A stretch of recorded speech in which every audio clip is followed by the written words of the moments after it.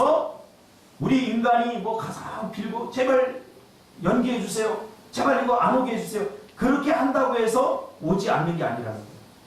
명백하게 결정된 이것이 하나님의 주권적인 뜻입니다. 이 주권적인 뜻은 모든 것을 다 초월합니다. 도덕성, 윤리성 이런 걸 다 초월해서 이것이 제일 먼저예요. 그러니까 기독교를 도덕적이고 윤리적인 측면에서 하나님의 주권적인 뜻을 본다면 이해가 안 가는 거죠. 그렇죠? 성경에 보면 어떻게 보면 하나님이 타락을 그냥 내버려 두는 것 같고 이상한 우리가 이해할 수 없는 초월적인 그런 도덕 윤리를 뛰어넘는 그런 일들이나 예를 들면 하나님께서 아브라함의 아들 이삭을 요구한다는 거 번제로 드려. 이게 뭐예요? 오늘날로 말하면 야 민지가 결혼해서 예쁜 아들을 낳았는데 그 아들을 나한테 바쳐라 그러는 거죠. 이거 도덕적으로 윤리적으로 이해가 됩니까? 그러나 이것은 하나님의 주권적인 강력한 뜻 안에 있다는 하나님의 의지와 계획 안에 있다는 거죠. 반드시 하지 않으면 안 될 법칙으로 묶거든요. 그것이 바로 하나님의 주권적인 뜻입니다. 예를 들면 물고기는 어디 살아야 돼요?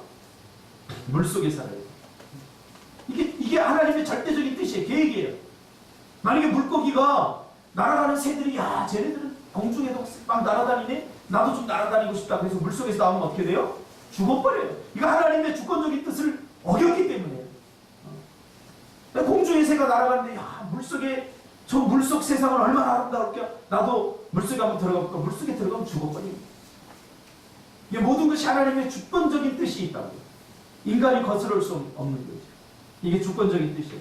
두 번째는 소원적인 뜻이 있는데 이것은 사람의 순종이라고 하는 사람의 협조가 필요해요. 그것은 하나님의 간절한 소망, 간절한 기대, 우리를 향한 하나님의 간절한 기대와 간절한 소망, 이런 것들을 우리가 소원적인 뜻이다 그렇게 말합니다. 예를 들면 하나님의 뜻은 모든 사람이 구원받기를 원하지만 그렇다고 모든 사람 전부가 다 구원받는 건 아니죠. 하나님은 성경에서 분명히 나는 이 모든 사람들이 다 구원받기를 원한다 라고 분명히 밝혔어요. 그러나 전부가 다 구원받는 건 아니에요. 왜 그런 줄 아세요? 믿음은 반응이기 때문에 그래요. 제가 이렇게 설교를 하지만 모든 사람이 은혜 받고 모든 사람이 삶을 돌이키는 건 아니에요. 믿음은 반응이기 때문에 그런 거죠. 이 소원적 뜻이라는 게 바로 그런 의미입니다.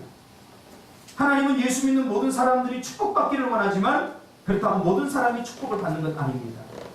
왜냐하면 하나님의 바람, 하나님의 기대에 우리가 순종으로 부응을 해야 이 역사가 일어나기 때문입니다. 야, 이렇게 했으면 좋겠다, 저렇게 했으면 좋겠다. 하나님의 간절한 바람, 이게 하나님의 뜻이에요. 우리 각자 한 사람 한 사람을 향한 하나님의 이런 간절한 바람이 있어요. 소원적인 뜻이 있다고요. 근데 이 소원적인 뜻은 언제 일어나냐면 내가 순종으로 부응할 때 그 소원적인 뜻이 이루어진다. 그러니까 우리가 일상 속에서 제일 많이 부딪히는 부분들이 바로 이런 부분들이에요. 제가 왜 설교의 그 패턴을 이렇게 바꿨냐면 사실 우리 교회는 수요일, 금요일 또 성경 공부가 없어요. 또 어른들이 수요일, 금요일 나오지 않기 때문에 주일날 하루 설교 듣는 것으로 신앙생활 한다는 게 참 힘들어요. 그래서 우리 청년들은 토요일날 성경 공부도 하고 또 큐티 나눔도 하고 해서 삶의 다양한 믿음으로 어떻게 살아야 되는가 다양한 부분들을 이렇게 다루는데 그렇지 못해요. 그래서 제가 약간 좀 아카데미컬 설교를 하려고 제가 결심을 했어요. 소원적인 뜻, 소원적인 뜻. 우리 일상 속에서 가장 많이 부딪히는 부분이죠. 이것이 하나님의 뜻이라고 하더라도 우리가 순종하지 않으면 이루어지지 않는 것. 그것이 소원적인 뜻이라는 거예요. 무슨 말인지 알겠죠? 출애굽한 이스라엘 백성들이 가나안 땅에 들어가는 것이 하나님의 소원적인 뜻이었습니다. 하나님의 기대였어요. 간절한 하나님의 소망이었어요. 그러나 가나안 땅에 다 들어갔나요? 들어가지 못했어요. 하나님의 간절한 이런 소원적인 뜻은 우리 인간의 순종이라고 하는 도움이 필요합니다. 순종은 결국 우리를 위한 거예요. 순종하면서 왜 하나님이 이렇게 어려운 걸 순종하라고 그러지? 절대 아니에요. 순종 믿골 기적입니다. 순종 믿골 축복입니다. 그래서 순종해야 되는 거예요. 가나안 땅은 어떤 땅입니까? 젖과 꿀이 흐르는 땅, 내가 만들지 않은 포도원, 가수원, 파지 않은 우물의 물을 먹고 내가 짓지 않은 과실의 열매를 내가 먹을 수 있는 그런 축복의 땅이잖아요. 그런 축복의 땅을 내가 주겠다. 다만 너는 순종해라. 이거 어렵나요? 순종 절대 어렵지 않아요. 순종 어렵지 않아요. 그러나 믿음이 없는 사람은 순종하기 참 힘들고 어려워요. 순종을 고난이라고 생각하고 순종을 막연한 헌신이라고 생각하고 순종을 잃어버린다고 생각하기 때문에 안 되는 거죠. 가나안 땅을 약속한 하나님은 우리가 순종하기만 하면 그 가나안의 복을 우리에게 주시는데요. 우리가 받아 누릴 축복에 비하면 순종은 아무것도 아니에요. 근데 순종이 내가 받아 누려야 될 축복보다 더 크다고 생각하면 순종의 그 대가가 순종을 못하게 되는 거죠. 이게 바로 하나님의 소원적 뜻입니다. 불순종으로 인해서 이스라엘 백성들 대다수는 가나안 땅을 밟지 못하는 거죠. 하나님이 그렇게 소원함에도 불구하고 하나님이 그렇게 간절히 기대했음에도 불구하고 들어가지 못한 것이죠. 그 다음 살펴볼 하나님의 뜻은 숨겨진 뜻과 드러난 뜻이 있습니다. 숨겨진 뜻은 뭐냐면 요셉의 예를 들면 됩니다. 하나님은 요셉에게 꿈을 주셨어요. 어떤 꿈을 주셨느냐? 부모와 형제들이 자기에게 절하는 비전을 주셨어요. 다시 말하면 한 민족의 리더가 될, 리더십이 될 그런 꿈과 비전을 주셨어요.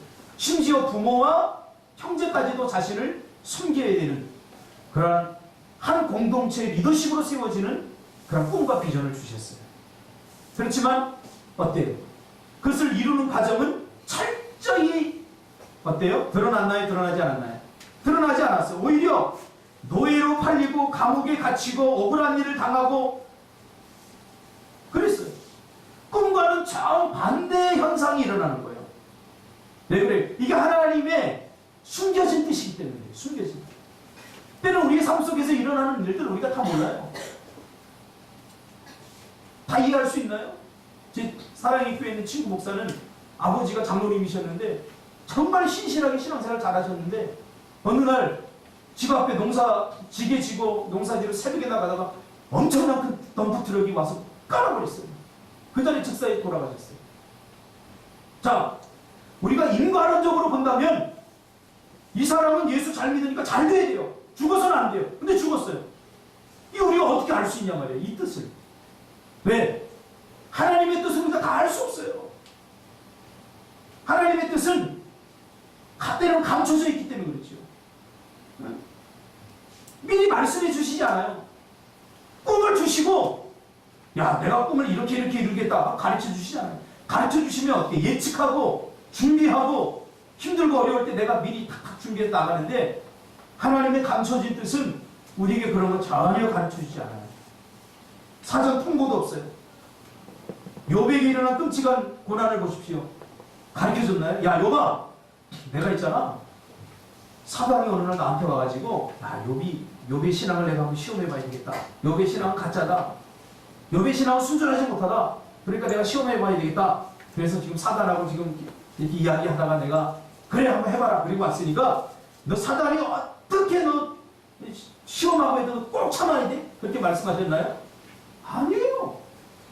어느 날 갑자기 자기 자식들이 다 죽어버리고 어느 날 갑자기 재산을 다 잃어버리게 되고 거기다 중병이 걸렸어요. 일어나거나 당하고 난 후에 아는 것.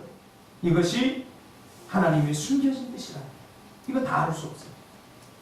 그래서 신명기 29장 29절에 이렇게 이야기하고 있죠. 모세는 오묘한 일은 우리 하나님 여호와께 속하였거니와 나타난 일은 영구히 우리와 우리 자손에게 속하였나니 이는 우리로 이 율법의 모든 말씀을 행하게 하려 하십니다. 왜 하나님은 미리 고난과 어려움을 알려주지 않을까요? 요셉에게 요셉아 내가 너를 한 민족의 CEO로 한 민족의 리더십으로 세우려면 앞으로 내가 너를 향해서 이런 계획을 갖고 이렇게 행할 거야 하고 알려주면 참 좋을 것 같죠? 그렇죠? 근데요, 알려주면요, 절대 좋지 않아요. 하나님 우리를 너무나 잘 아는 거예요. 왜 하나님 미리 알려주지 않죠? 겁먹을까봐. 겁먹을까봐 미리 알려주지 않는 경우가 많이 있어요. 실제로 조사에 의하면 해병대에 가고 싶다. 내가 가야 되겠다. 딱 했는데 정작 해병대를 딱 합격해놓고 내가 가야 되나 말아야 되나 걱정하는 사람들이 많다는 거예요. 자기 가고 싶은데. 왜? 그가 치료해야 될 대가가 너무 뚝뚝하기 때문에. 결혼식도 마찬가지죠. 그렇게 좋아서 죽고 못 살고 결혼을 딱 작정해놓고선 여자들이 결혼하기 전에 예민해지죠. 이거 해야 되냐 말아야 되냐. 내가 저 남자를 평생 믿고 살 수 있나 없나. 그런 거죠. 실제로 그런 경우가 많이 있어요. 하나님께 요셉에게 큰 비전을 주셨지만 야, 그 꿈을 이루는데 너 형들에게 팔릴 거야. 노예로 팔리고 감옥살이도 할 거야. 말씀하셨다면 아마 요셉은 큰 비전보다는 그 큰 비전에 대한 기대와 소망보다는 노예로 팔리고 형제들에게 팔리고 그리고 억울한 일을 당하고 고향을 떠나고 그런 것에 대한 걱정이 더 컸을 거예요. 근데 공포증, 두려움에 사로잡히기 때문에. 제가 모르니까 군대 갔지 제가 지금 알면 어떻게 해서든 군대 안 가려고 피했을 거예요. 여자들이 모르고 애기 낳는 거죠. 그 산고의 고통을 알면 애기 못 낳는 거예요. 그러니까 하나님이 망각의 은혜를 주셔서 조금 애기 낳고 나서 조금 지나면 또 낳을까 그런 거죠. 그걸 생생하게 기억하고 때문에 애기 못 낳는 거예요. 우리 애담이 벌써 애기 낳을 걱정하고 있어요. 걱정하지 말라고 다 낳게 돼 있다고 그렇게 얘기했어요. 이게 인간의 한계예요. 미리 알면 좋을 것 같은데 여러분 미리 알려달라고 그러죠. 미리 알면 좋을 것 같은데 우리 인간은 미리 아는 것에 대해서 감당할 힘이 없어요. 감당할 능력이 없어요. 둘째로 하나님은 우리 앞날의 모든 것을 시시콜콜하게 다 알려주지 않습니다. 그래서 하나님 믿음이 필요합니다. 그냥 하나님이 우리에게 가장 좋은 것, 선한 것 주신다는 것을 믿고 신뢰하고 하나님이 나를 어떤 환경, 어떤 그 여건 속에 나를 집어넣는다고 할지라도 하나님을 끝까지 신뢰해야 하는 것이 중요합니다. 그래서 아브라함은 뭐라고 그래요? 갈 바를 알지 못하고 떠났다고 했잖아요. 갈 바를 알지 못할 때 필요한 게 뭐라고요? 믿음이라고요. 갈 바를 알지 못해요. 여러분 지금 내가 어디로 가야 될까? 이렇게 해야 될까? 저렇게 해야 될까? 어떻게 보면 선택의 문제인 것 같은데 절대 선택의 문제가 아니라 순종이냐 불순종의 문제입니다. 갈 바를 알지 못할 때 아브라함이 내가 이리로 갈까요? 저리로 갈까요? 이게 내가 끼면 선택의 문제가 됩니다.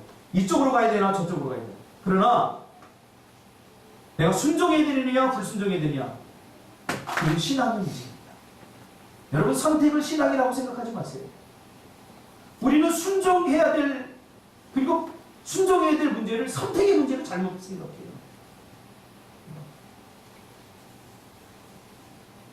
나머지는 하나님께 다 알아서 해주신다. 그 다음에 드러난 뜻이 있지. 성경을 통해서 우리가 분명하게 드러나고 계시된 하나님의 뜻을 말합니다. 성경에 해라 하지 말아라. 그렇죠? 예수님의 복음서에서 가르침. 그렇죠? 이런 것들. 이게 분명한 드러난 뜻입니다. 어떤 사람은 그래요. 목사님 내가 지금 요즘 너무 바쁜데 기도해야 돼요 말해야 돼요. 그런 거 고민하는 사람은 제가 말은 안 하겠습니다. 분명히 하나님의 뜻이 드러났잖아요. 예배 드려야 돼요 말아야 돼요. 성경에 다 드러냈잖아요.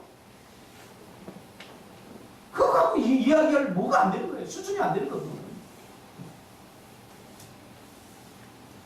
이것은 도덕 윤리와 상관이 있습니다. 그래서 하나님의 도덕적 뜻이라고 부릅니다.